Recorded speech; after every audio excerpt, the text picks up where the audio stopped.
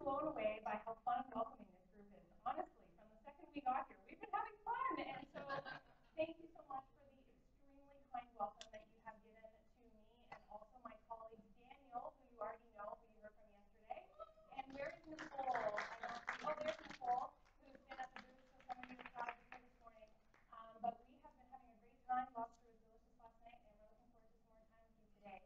I have the great privilege of speaking with you today about my class needs, but I want to put it in context a little bit before I do that.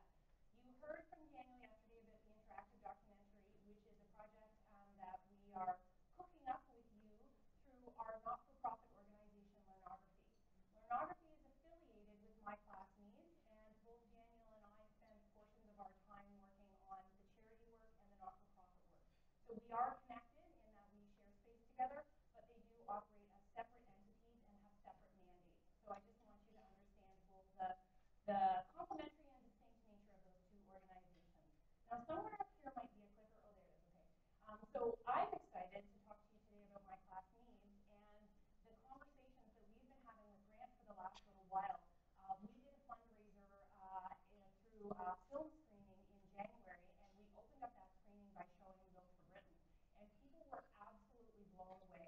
And because we were showing Built for Britain, Grant came, and I think that gave him an opportunity to learn a little bit more about what we were up to with my class needs, and that inspired a lot of the conversations that we've had since then about the pretty synergistic partnership that seems to be emerging from my class needs and kin. So that's what we're going to talk about today.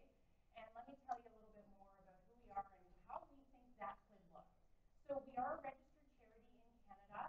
We support K-12 students by working with teachers and providing the opportunity for them to get those innovative classroom resources that they need in order to support great learning experiences for their students, but to help address some of those things that we're all thinking about and wondering about for our own kids and kids in our communities, about how they can be prepared for this world that's unfolding for us all. That's, maybe we know what's going to happen, but a lot of it is mysterious, and so we think maybe they should know more about this, that, or the other. And teachers need more resources to do that. Teachers, as I think you know, have been paying out of pocket for resources for a long time, but there's a difference between going to a dollar store and buying supplies that you can get there and getting a 3D printer for your class, or getting robotics for your class, or my personal favorite, which is always live specimens. So I just think live specimens are fun because they're unpredictable and they can touch so many different ways that kids learn. So we have funded butterfly larvae, salmon hatching kits, chicken hatching kits, and an apiary, which was super cool because who doesn't want like a bee project at your school? That's amazing. So that I get very excited about live specimens. So that's really the area in which we're working, is helping teachers who have these amazing, innovative ideas that they want to bring to life in their class with their students, and getting them the funds that they need to get that 3D printer, get that light table, create that art gallery in their school, whatever it might be. And it is a really great privilege to do that. So we've tried to keep our process as simple as possible, and this is how it works. First off, teachers go to our website at myclassneeds.ca, and we would certainly love it if you want to go and take a look. You'll see right now there are some projects, but as we move into back to school, you will see more and more projects coming up where teachers are funding through what we call our general stream or through a funded initiative, because we do have sponsors who will fund projects often on a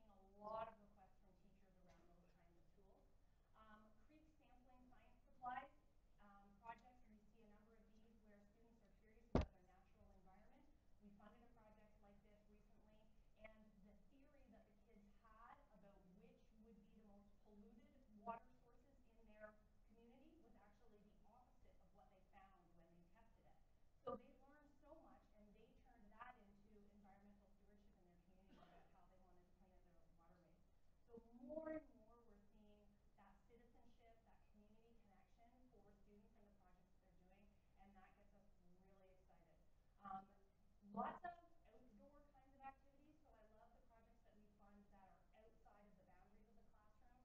We see greenhouses, we funded a number of school gardens, and again, there's some amazing community connections that have come out of that. One of the first gardens that we funded, they reached the end of the year and they said, what are we going to do? How is this garden going to get watered? And the community members who neighbor the school came and watered the garden over the course of the summer. And so we saw this real fostering of connections between the school and community, which we love to see. We funded another initiative where the students wanted to plant native species trees from their local community. They have some very particular trees that grow in that area, and they wanted to make sure they didn't lose that over time. And when the local nursery that we bought the trees from found out what they were doing, they tripled the order for free. And then the kids planted way more than they had planned on the school property, and they had extras. So they then went out to the community leaders and said, where can we plant these so that we can continue to foster this in our community? So those things get us very excited, needless to say. Again, we talked about experiences. We funded a project in Alberta, taking the kids into the foothills. We funded working art galleries in schools and the tools that students need in order to be able to show an art gallery in their school community. One of my absolute favorites, a class set of ukuleles, where those students now go and play in their local seniors residence every week. So there's a great community connection. The kids get an opportunity to perform. They've learned a new skill with the ukuleles. And Charlie got a little bit excited. So I'll just jump to the last one because these are totally my favorite. When Daniel came into my office and said, somebody's asking to raise bees, I said, great, just send me the link to the project because I want to be one of the people who donates to make sure that that one gets funded. So yeah, the live specimens for me are, they're an exciting thing. So we love seeing that creativity from teachers and the ideas that they get. And sometimes it's the teacher's own ideas, and sometimes they create those with their students and they come up with an initiative that they say, let's do this together. And so we love seeing those ideas and the connections between the teachers and the students and also the classrooms and their communities. So how does this come together with our work and the potential that we see with you? We're obviously focused on those innovative experiences, those hands-on learning opportunities, and we're looking for more partnerships and connections that can help us increase that impact. So we have been talking with Grant about a national partnership where we see that we'd be able to increase the number of classroom projects we could support, that we could work with you to expand your impact nationally in the communities in which we're working, and overall increase the number of students that we're connecting with directly and indirectly. Because remember, these resources, they have a life of their own year after year. So that class set of ukuleles goes into another class in September, and then another class in September. So we calculate it based on this first year student impact, but that's an exponential impact as these things go.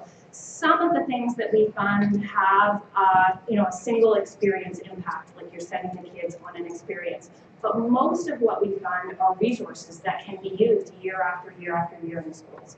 And so we're really excited about this potential of a partnership with you where we can transform the learning opportunities and experiences and work together around giving students those opportunities, supporting them in their learning, supporting them in developing the kinds of skills that we believe they're going to need for what the world will look like when they become adults, when they enter the world of work, when they become active and engaged citizens, and really tapping into that creativity on the part of both students and teachers together.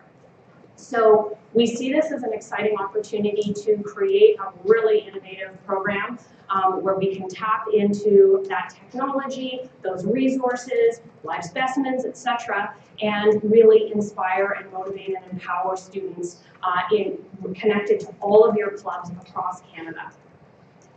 So we see this as a huge potential with huge impact. And so this, for me, is about the tip of the iceberg.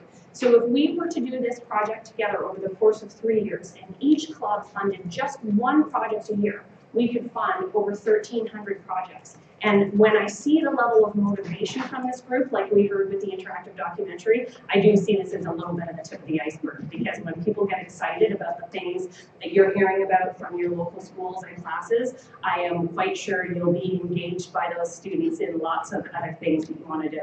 And again, minimally, that impact then would be over 600,000 students, and that's just in a first year. So if you were to fund something like robotics, that's just calculated based on the first set of students that would use those. And robotics is actually a great example because one of the things that we see is they're being used in classes to fulfill the curriculum, but they're often turning into things like robotics clubs. And one of the first robotics projects that we funded, they created a club in their school, and within the first year, those students were going to an international robotics competition. So what does that give them in terms of opening up their horizons, seeing what's possible for them, not only in terms of their career, but just with connections in the world? And we're seeing increasingly with these projects secondary benefits that people are seeing very, very clearly in the experience for kids about their connections with their local community, their understanding of the world more broadly, and what that means for them as both local and global citizens. So we're pretty enthusiastic about that. So what we want to activate through this partnership is obviously those connections, because we know that your passion really lies in generating benefit and impact in your local communities. So we want to support the connections between your local clubs and the schools in your community. We want to provide as many diverse learning opportunities we can for students, particularly focused on those 21st century skills, whether those are skills around collaboration and communication, or whether that's about getting opportunities to interact with certain types of technologies. And we also want to see that feeding back into a broader loop of how schools and communities connect, like I gave with those examples from the garden, from the ukuleles. We want to promote more of those kinds of opportunities where the projects that schools take on turn into community connection.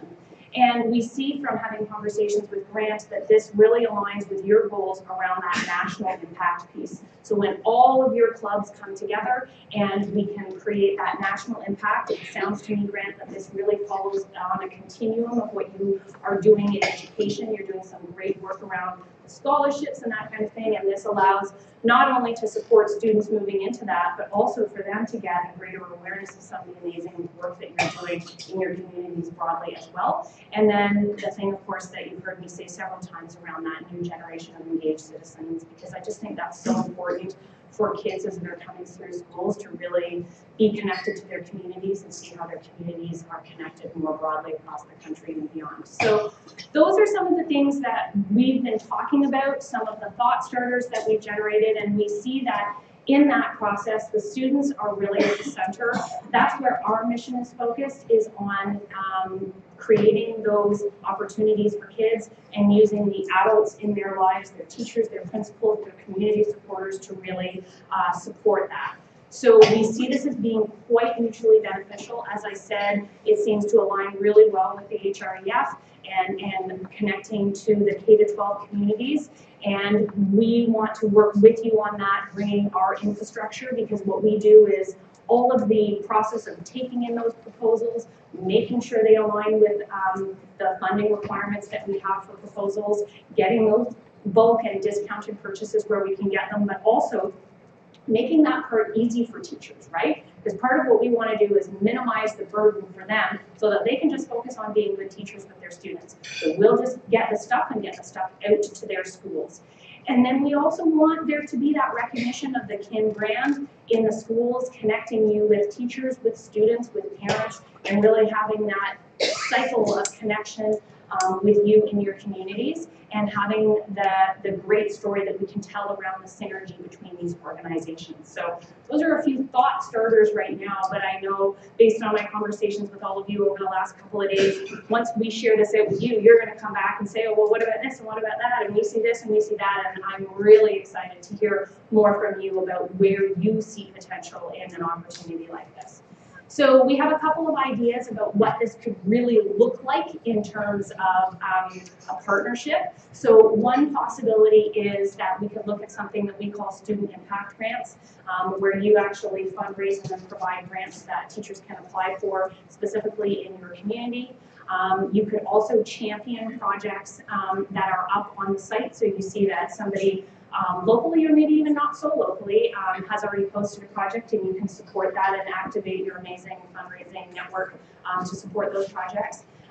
We can also tie it back to your club membership and engaging them, which I know you're already amazing at. And then we also have opportunities on our site to actually have specific types of tools that we know teachers are asking for over and over and over again that you could fund and we could purchase for you specifically for your school. So an example of that is you've probably been hearing a very hot topic in education around maker kits, maker spaces, really helping kids to get hands-on with some of these science tools where they can be doing coding, building robotics, that kind of thing. So we have some sort of preset maker kits. That would be an example of something that your club might be able to support.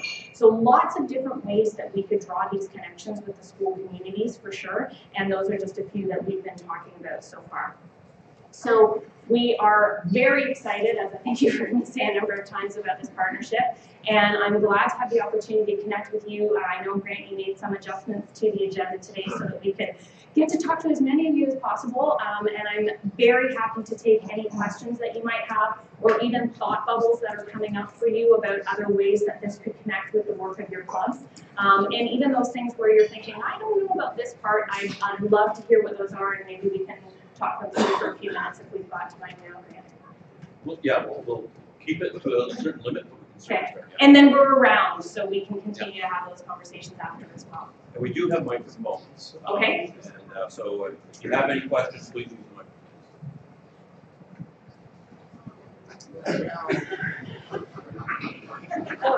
I can see a reputation for feeds you as you said. You have no idea. I'm going to brace myself and be ready. I'll keep it brief, yeah. So I work with the Department of Education in New Brunswick. Okay, cool. And when we look at our current strategy for the next number of years, a lot of focus and emphasis has been placed on those 21C competencies, yeah. around technology, around leadership, et cetera. So this is very meaningful, and I'd love to chat with you about all that stuff offline. Okay, great. The element that I'd be interested in, just kind of throwing it up in front of this group, is I'm interested if you have any statistics or insight into the current awareness and involvement of this organization across the country. So obviously there's a very strong presence in Ontario, there's a lot of work happening there, but I'm curious, I'm from New Brunswick again, as an example, kind of what level of familiarity would schools in New Brunswick and teachers in New Brunswick have about the work that's being done, and are there any other sources that are kind of similar to this offering? Yeah, okay, so let me try and answer all those bits and pieces. Okay, so as far as a charity doing this specific kind of work in Canada, we are the only one. There actually was one other charity called Pick My Class doing this, and when they saw that we had taken off, they actually folded their organization into ours, and the former head of Pick My Class is now on our advisory board. So that was a great merging for us, because he basically said, listen, your mission and our mission are the same, and you guys have figured out how to crack the nut, so let's just work on that together. So that's my answer to that piece of the question. In terms of will teachers know and what's the familiarity, I would say in all honesty that ranges over the where you are in the country. And so it depends on particularly whether or not we've had funded initiatives in that area in the past. So for example, probably the place where we've had the most funded initiatives is BC. And so BC teachers know us really well. We've had other funded initiatives that were in Ontario. We've had other funded initiatives where it's been, we worked with Jamboree, for example, and we funded projects in the 5 provinces where they have retail operations. Now, obviously, Jamboree, as you may have heard, is in a different place in their corporate journey, but that then we sort of, hey, I'm trying to so then the teachers get familiar with us through those kinds of things. So I will not tell you that if you go out to your schools in New Brunswick and ask your teachers that they're all going to say, I know them, because that would not be an accurate statement. But part of how we get to know teachers is by activating those local funds in the local communities. And then what our team members like Daniel and the folks that we have in the office do is they target those communications. So we have amazing email lists, social media, etc., where we then go out and say, hey, did you know that this funding is available? And that's how we engage with teachers locally. But it is up and down in terms of teachers' awareness across the country. One of the things that we say is the best promotional tool we have is a brown box. Because if you're a teacher in a school and a brown box showed up for you, you want to know where that came from. So the more we fund projects, then we start to see, as soon as we fund one project in one school, we see more. Yeah. So there is sort of a snowball effect in that way, and that's why we just want to grow our impact and get more projects funded in more schools. Great. Does that answer all your It questions? does, thank you very much. Okay. Great. Good afternoon. Hi. Thank you, first of all, for coming to chat with us. It's much appreciated. All information is good information. Clarification, please. Yeah.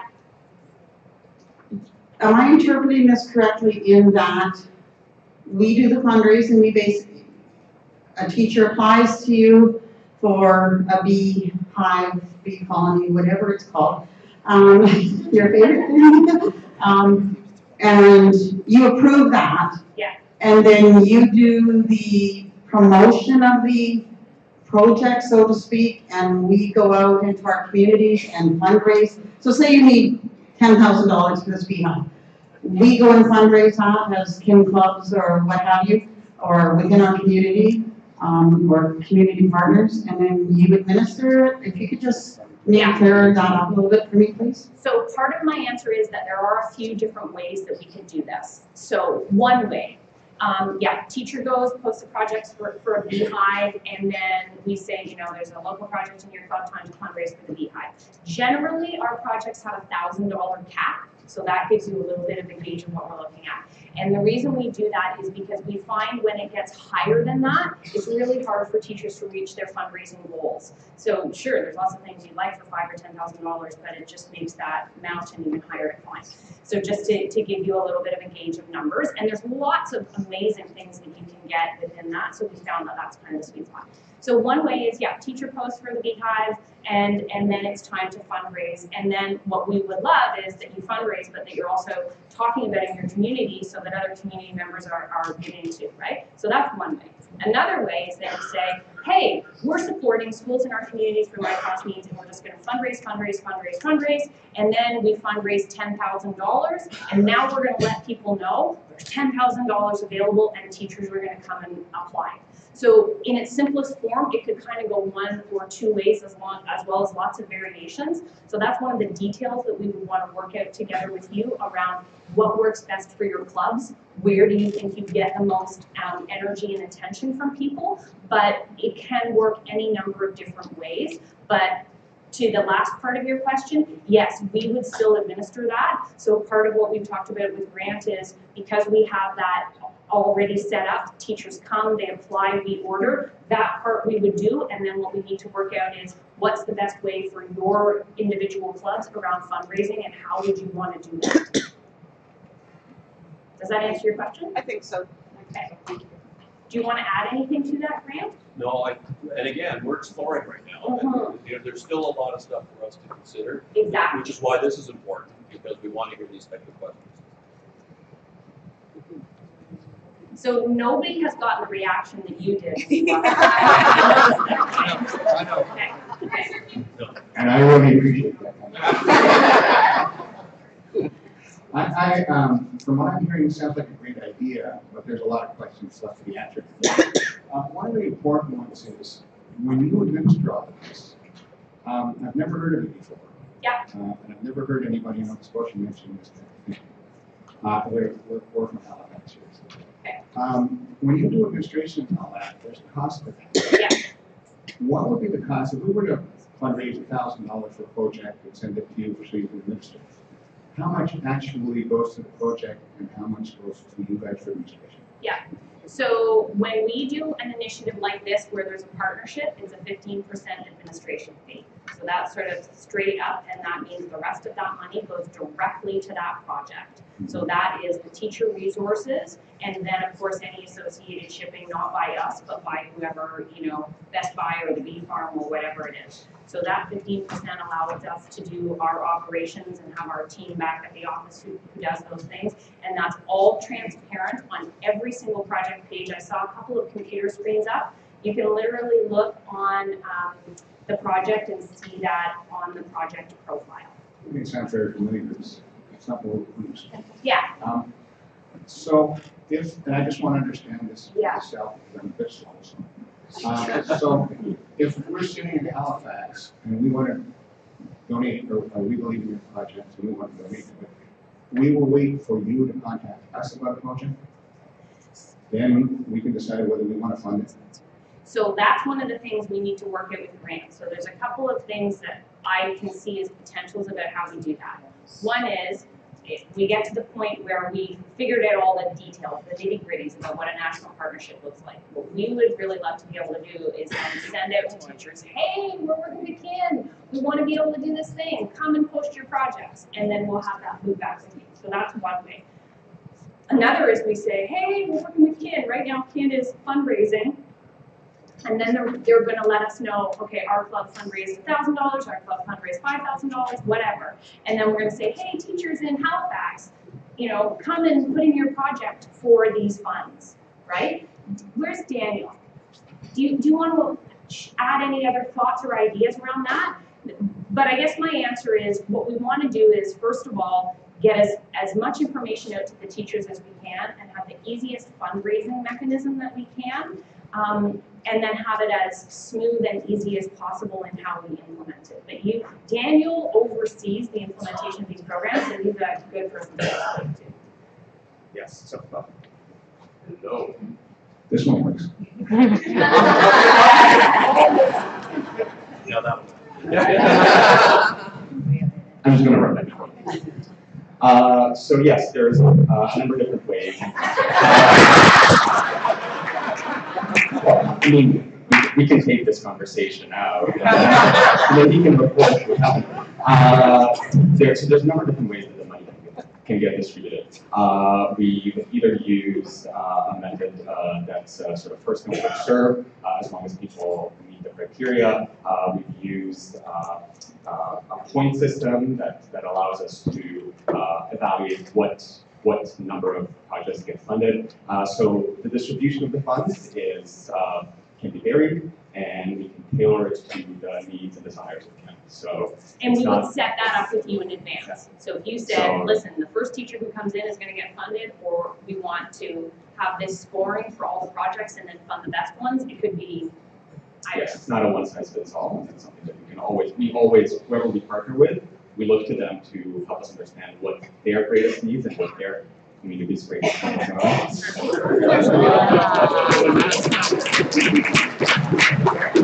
help us understand how the money is distributed. I think that's great, and I'm glad we had this private conversation. I'm really looking forward to hearing more about these things, guys. Thank you. Last question you've got. Actually, it's not really a question. It's more of a comment about having worked in the education infrastructure field for 15 years before I retired. One of the things I found was that governments are always cutting. And the first two things they cut are healthcare and education, and government staff. This to me really fills a very important gap. It's all those optional programs that the first ones to go when schools cutting its budget because they've had another $10,000 knocked off the school budget. And to me, this fills an incredibly important gap. Those, and I guess the word is enrichment sort of programs that sort of get set by the wayside. And so thank you for an inspiring idea, and it's a great idea for partnership. Thank you. Thanks. You know, we really see that filling the gap piece as a hugely important part of what we do. And it's not just because of what you talked about in terms of cutbacks, it's also because the pace of change is so fast. So the kinds of things that classrooms need, if there was going to be funding or policy or changes in curriculum, those of you who work in education know how long that can take. But I have kids in kindergarten, and I want to make sure that they get the access to the best education that they need now, and not for that to be implemented when the train has left the station for them. And so we really see this as bridging that gap for kids now, and then things will evolve in education as they will. And hey, we would love to not have to exist, right? That's the goal of any charity, is that people don't need you anymore. But right now, we really see that there is a need, and so we want to step in and fill that. And also the other piece around learning today is more and more it's about what kids are really into, right? They're doing their own projects about things that they're curious about, that are important in their community. And this allows for that real personal or self-directed piece. And that's very much about what's happening in education today. Anyway, that's a philosophical thing. Okay. Thank you so much.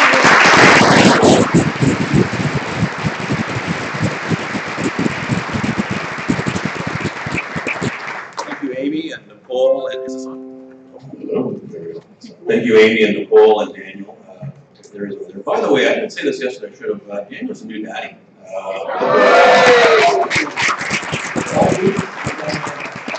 10 weeks. Well, they grew up. She was 5 weeks yesterday.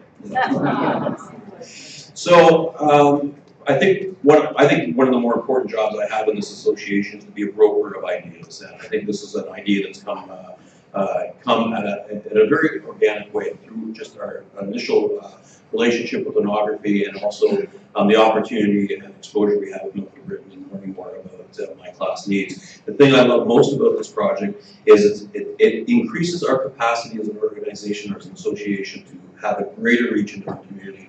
That is a big check mark on my list of great things. The other thing too, it expands our expertise. In my mind, my class needs are doing a lot of things, or would be doing a lot of the things that we may not have the expertise or the capacity for that matter at the club level. So I think there's a lot of great potential. I want you folks spending time with them over the next few hours, asking the questions, generating ideas, and we'll come back and have that conversation. It's a partnership that we want, that we are exploring to see if this is a good fit for our membership. Like I said, I'm just a broker. You'll let me know whether or not this is a path that we want to follow. So, most of all, Amy, Nicole, and Daniel, this is just 5% of our membership. Yeah. So imagine what the full worth of our membership. Every single one of them.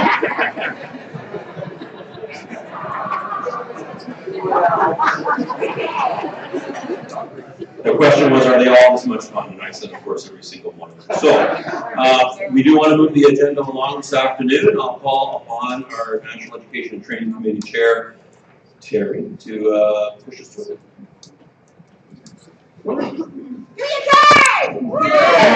Seriously? No, we're not doing that. Give me a card! Give me a card! Give me a name! What do we know? Beer!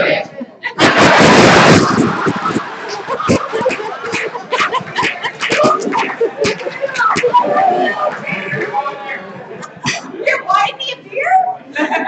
You want to go right now? Not right now, I have something to do and then, No. but hey, no, we will.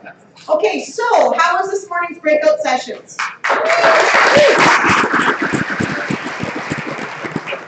Good to hear, good to hear. So we're gonna move into our next set of breakout sessions. So I just have a couple of notes to point out. Please be aware that all of our, I know everybody's kind of getting antsy, so I'm gonna move this along as quick as I can. But please keep in mind that we are approaching mid-afternoon now. I know people are getting antsy sitting in their chairs, but the presentations in the breakout sessions this afternoon, those people did put a lot of work into those breakout sessions, so please don't take off to your room and go outside and explore. Please show them their support by sticking around for that breakout session that was prepared for your education this afternoon.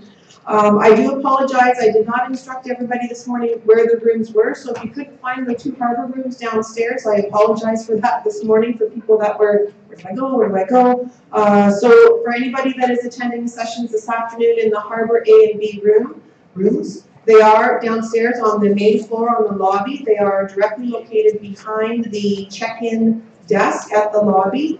You'll probably, if I can get down there before you, I'll be waving you down the hall like an air traffic controller like I was this morning. So please bear with us. It is 2:45, so please let the introducers and facilitators, presenters get in the room and get set up. So we'd like to start at 3 o'clock. That allows them enough time to get their wits about them, if they've got laptops and stuff to set up and PowerPoints. And then at 3, we can get started with that.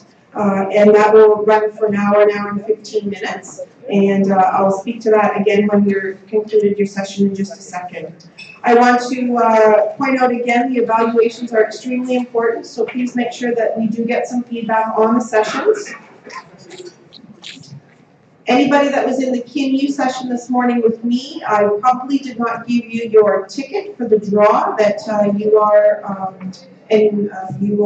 what's the word I'm looking for? Entitled to. So please, on your kin honor, come find me over the course of the afternoon or first thing tomorrow, and I'll make sure that you get your ticket for being there. Because I tried to remember everybody that was in the room, but I'm a little preoccupied, so I can't remember everybody. I do apologize. What do you guys think of the KINU pens on the table? Nice. Please take them. Okay, so a couple of announcements because I am wrapping up today. Okay, so just a timing for later on. Please take note, pay attention.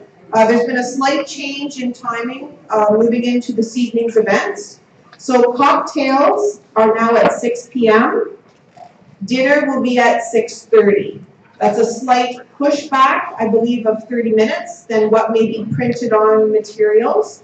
So the timing of this evening has been pushed back by half an hour as per my direction to let you know that. We are not reconvening after your breakout session. I'm sorry? Okay, back to what I said. We are not reconvening in here, so please take all of your belongings with you because they will be setting up the hall for our dinner this evening. So anything that you have in here, it's your responsibility to get it with you on your way out because I don't know where it's going to be when you come back at 6 o'clock. And I think I touched everything, is that correct? Don't ask me any hard questions. It's not a hard question. No, your mic doesn't work. There was some confusion this morning about where the evaluation sheets go.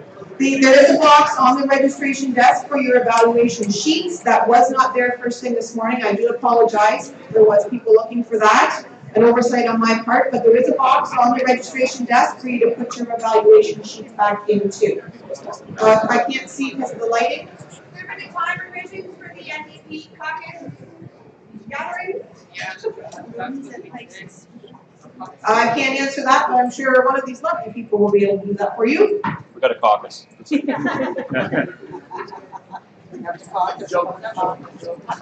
I don't tell jokes, so I